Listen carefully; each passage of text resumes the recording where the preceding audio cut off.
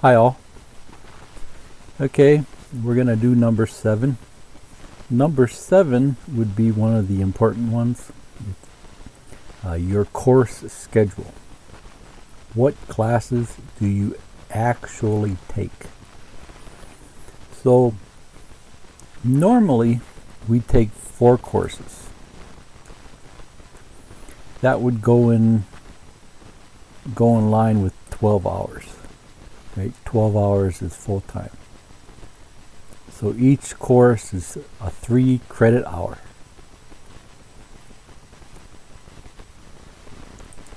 So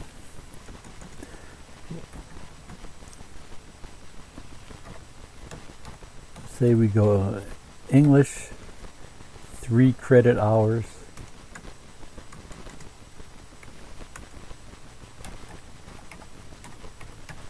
History, 3 credit hours.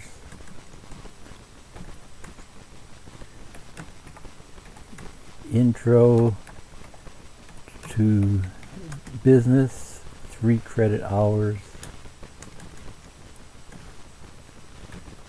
And then whatever your major is, 3 credit hours. So just as an example, let's say you're going for nursing, right? So you would have nursing 1 for 3 credit hours.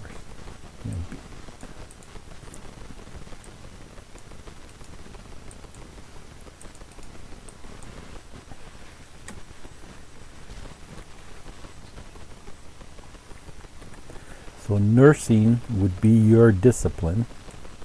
That would be your major. And you're taking the first nursing class, and it's 3 credit hours.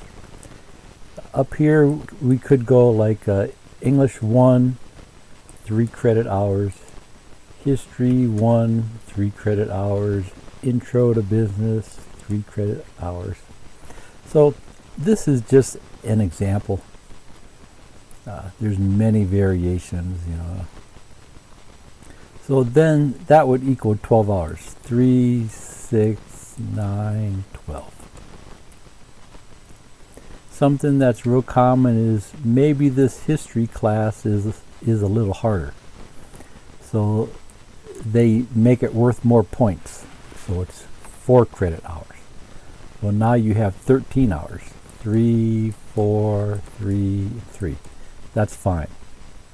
Okay, so if you're a good student, you know how to study, you aren't doing anything else, you aren't working, you don't have a boyfriend or girlfriend, you have lots of free time, you could easily add another class, like let's say Intro to Computers. Those are usually real easy courses, so they'll say 2 hours. It's just a basic computer class. Make sure you know how to use a mouse. Basics of Microsoft Word, Excel, things like that. So it's not an upper level computer course. It's the very first one. So then we got 13, 14, 15. So now we have 15 hours. So that would be okay, presuming that you know how to study, you're kind of smart, This English class will be tough, the history class will be tough. Intro to Business might be kind of hard. There's a lot of management principles and things like that. And of course, your major class might be kind of tough, It's just the first one, so they might not get into heavy duty stuff right away. Unless you're going for chemistry, if you're taking chemistry 1, then you might want to scratch this one, right? And just go with those courses. So that's something you should see a counselor for. Every school has counselors, and they should be able to look at the schedule that the school has and help you create your course schedule. See a counselor every semester. I know lots of people don't like to do it. They feel funny.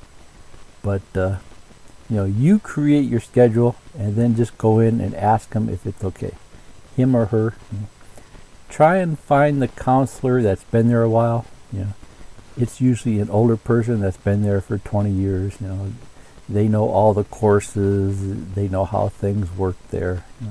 The younger people might be good, but going with the older counselors, I think, would just be a little better. Okay, so the main idea here is 4 courses. Normally, you only want 4 courses. Maybe 5, but that's rare. Normally 4, just to get started. Okay? And then, most colleges are semesters now. You have a semester in the fall, semester in the spring, just like high school. Most colleges are 15 weeks, really only 14 weeks, and then the last week is finals week. Finals week is totally different. All you do is have tests. So there's 2 semesters per year. Fall semester is something like September to December. Spring semester is something like January to June. Now, what I'm finding is lots of schools are starting in August, and then they might quit early, like early December. Lots of schools, you're done the first or second week of the month. I just looked at one schedule last week, and they had classes almost right up till Christmas. So just depends on your school. And then here too, spring semester, you may not start till late January, and then you'll probably be done like in May.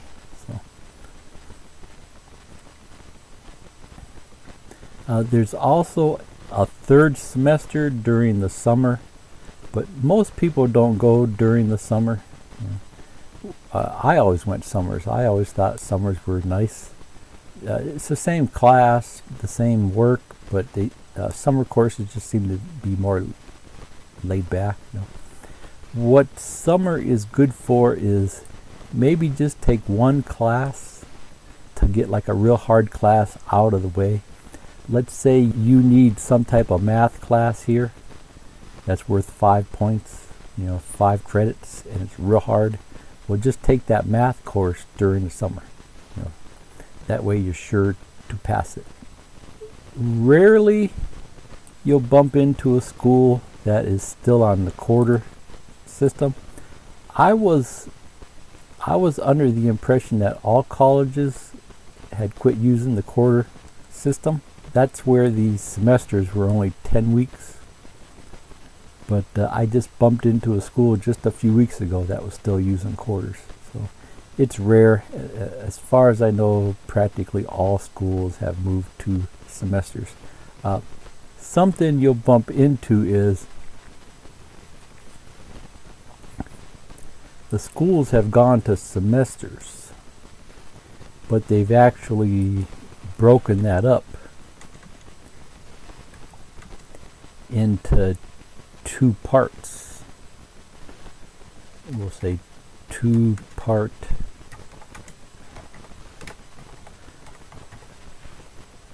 semester. So like part 1 is the first 7 weeks. Part 2 is the second 7 weeks. Okay. So it's one semester.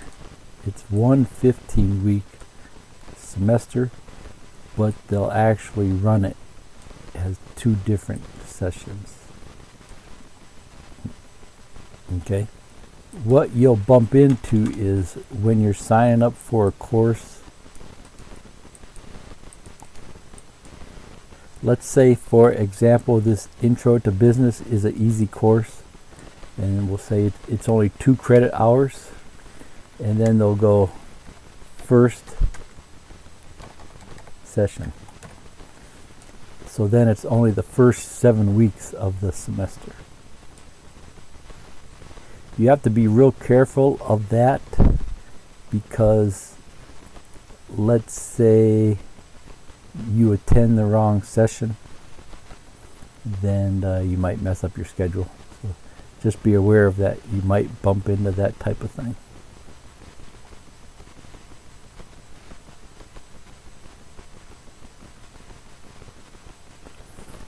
Most classes are usually only about an hour, give or take. Some are 50 minutes, some are an hour and 10 minutes. Each school is a little different. Some courses, like a heavy-duty computer course, might be 3 hours. They'll have 1 hour of class, and then they'll have 2 hours of lab. A nursing course might be like that.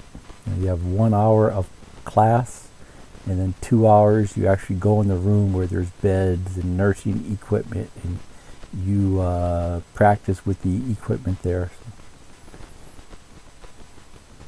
But 9 times out of 10, each class is only going to be about an hour.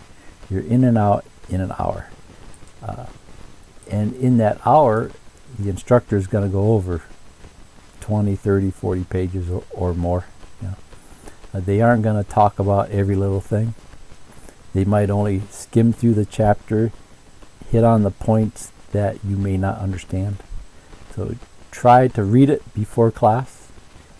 If you can't read it, at least skim it so you got a general idea of what they're going to talk about.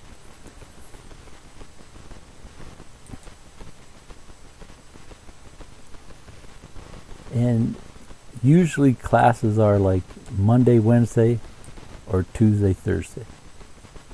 Okay, so if you sign up for these courses here, like this English class might be Monday, Wednesday. This course might be Monday, Wednesday. This one here is going to be Tuesday, Thursday. Usually they just put a H for Thursday, and then this one here will be Tuesday, Thursday. You go to this class and this class on Monday, Wednesday, and then you go to this one and this one on Tuesday and Thursday. So that would be an ideal schedule. Once in a blue moon, you might bump into a class on Friday. They're usually longer because they're only 1 day a week. So it might be 3 or 4 hour class. Because instead of meeting twice a week, they're only meeting once a week. And same for Saturday. Usually only meet once a week. And then it's usually 3 or 4 hours. Sometimes some colleges will have like a weekend schedule for people that work. So they call it a weekend college. So what people would do is like take one course on Friday night, and then take a second course on Saturday morning, and a third course on Saturday afternoon. Sometimes even on Friday you might be able to do 2, like a Friday from 5 to 7, and then your second class would be from 8 to 10. And something that you have to be aware of is like these courses here. Let's say this course is Monday and Wednesday from 8 to 8:50, and then this course is from 9 to 9:50. Well, that looks good on paper, right? But what if the English course and the history course are a half a mile apart? You might not be able to make it from this room to this room in 10 minutes, from 8:50 to 9. It's just not possible to run across campus to get to the other room. So then that schedule wouldn't work for you. Some bigger campuses have buses, You run outside, you jump on the bus, and then the bus takes you to the other building. But going from here to here, that would be tough. A better thing would be is to find a class that does something like this. You know, have this class from 8 to 8:50, and then your next class from 10 to 10:50. Usually it's going to be something like this class will be like at 5 o'clock. So you go to this course first thing in the morning, and then you hang around all day until this class at 5 o'clock. So it's just a matter of how you work your schedule. You know, if you're working second shift, well, you have to be work 4 or 5 o'clock or so, then that course wouldn't work for you. You know, you have to find your courses that you can take in the daytime, or vice versa. If you work day shift, then you have to find an English course that would be at night, right? So they usually offer multiple classes of each one. You know, each school is a little different, but at the bigger schools, they might have like 20 different classes at different times. You just have to try to get the one that fits your schedule.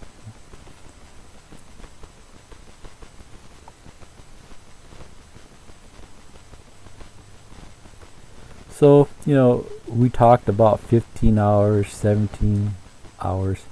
You know, it looks good on paper. It's like, okay, I'm going to do 17 hours a semester. I'll be done in 4 years, or I'll be done in 3.5 years. It looks good on paper, but it's very tough. You know, like I said, it's about 75% dropout rate. It might even be higher now. So I think it's because students are taking too many courses. Okay, so we'll go over that in more detail when we actually open up a schedule and start looking at the courses. We'll go ahead and we'll pick it apart, and I'll show you how to actually look at a course schedule and create your schedule. Usually in the schedule book, there's a few blank sheets at the end of the book that you can write in the courses, so you have like a worksheet. Okay, and then, you know, I just wanted to throw in a few things here. If you don't live on campus and you'd have to drive to the campus every day or every other day, that's called a commuter student. You commute to the school. No big deal, it's the same thing. So it's just a fancy word that you might hear. If you're a commuter student and you're driving far, when I commuted to Kent, the main campus is 92 miles. What I would do is I would only take the courses that were on the same day. So I would only have to go down there twice a week. That wasn't bad. You know. One semester I went down twice a week. Another semester I had to go down 3 times a week, Monday, Wednesday, Friday. And then one semester I only had to go down. That's just the way it worked out. You know. If I had to go every day, I would have drove down there every day. You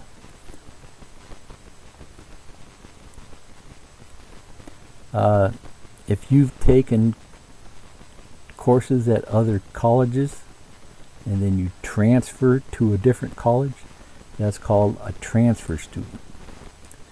Let's say you start at a small college in your hometown or near your hometown, and you take like a year or two there, and then you transfer to a bigger school, then you're a transfer student. No big deal. It's the same stuff. You might lose a little bit. Okay?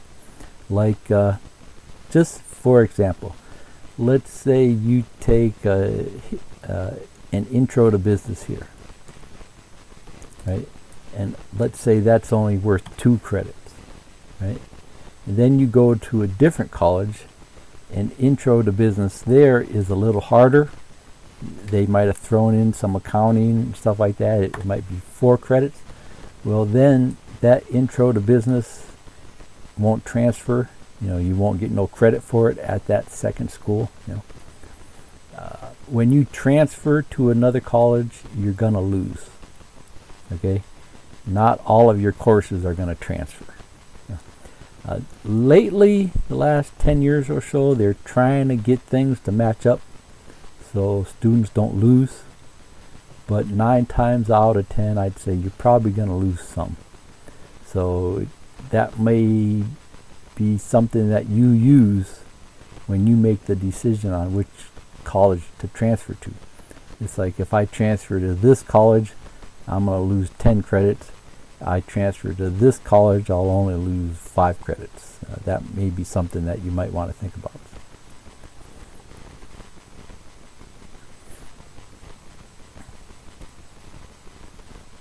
This is what I did.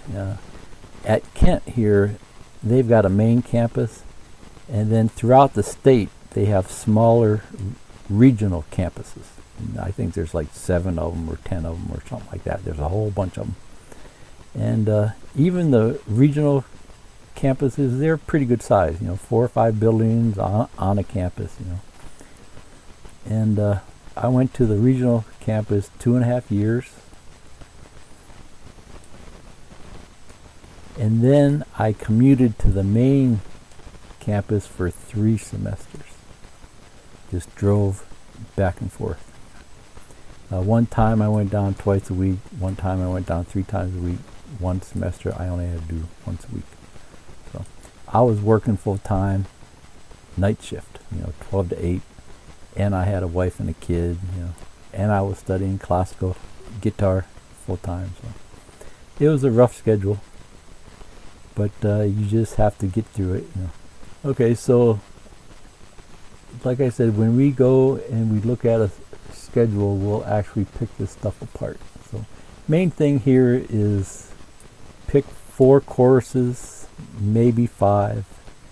You have to fiddle around with the hours, 3 hours, 4 hours. Some might be 2 hours. You have to find them. You have to make sure the times match up. If you don't mind waiting around all day, it's no big deal.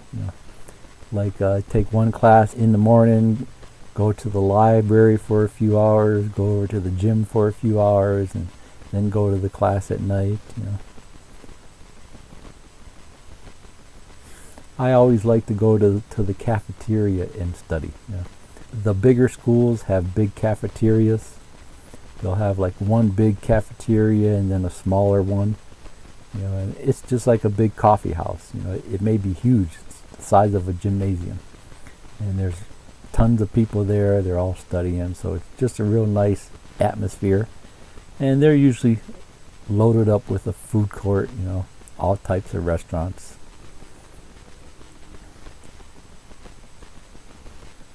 Okay, so now we're going to part 8. When I look at a college, first thing I look for is the academic calendar. What's the first day of class, right? When does it start? When's the last day of class? When's the breaks? There's always breaks, right? What is the first day of the class? What is the last day of the class? What breaks? Spring break. There's usually some type of break in the fall. When do we break for Thanksgiving? What holidays do we have off? When you get these breaks, though, don't quit studying. I always use those as a catch-up. You have a week off for Thanksgiving. Well, that's a week that you can be reading. Some schools, they don't like you to study during the breaks. They want you to rest. Give your mind a rest. But if you're behind, you might want to keep studying. Sure, it's nice to take a vacation and a break, but we're only talking 15 weeks.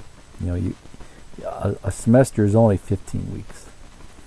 And then you've got a month off, right? Because here, you've got these semesters here. You got one semester from September to December, and then you normally have like a month off here before you start again here. That's a judgment call that you have to make. I always use them to study. I never took a break. Okay, and when is finals week? These 15-week semesters, really, it's only 14 weeks. And then the 15th week is finals week. And finals week, everything changes at most schools.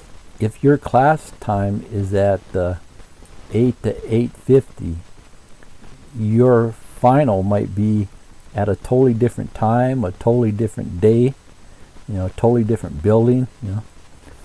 It's nice if they have it the same time, same building. Then you don't lose track. But lots of schools, finals week, they change everything around. So you just have to be aware of what's going on at your school. Finals week, what is the final schedule? Okay, that usually doesn't come out till just a few weeks before finals. So you really have to be aware of, hey, where's the final schedule? Some teachers might give the final before finals week. If you're taking 4 or 5 courses, some of those teachers might give the final before finals week. So finals week, you might only take 2 or 3 finals. So that's always nice. But I just wanted to make you aware of that there is an academic calendar on the school's website that tells you when the semester starts, when the semester ends, when the breaks are and the holidays and things like that.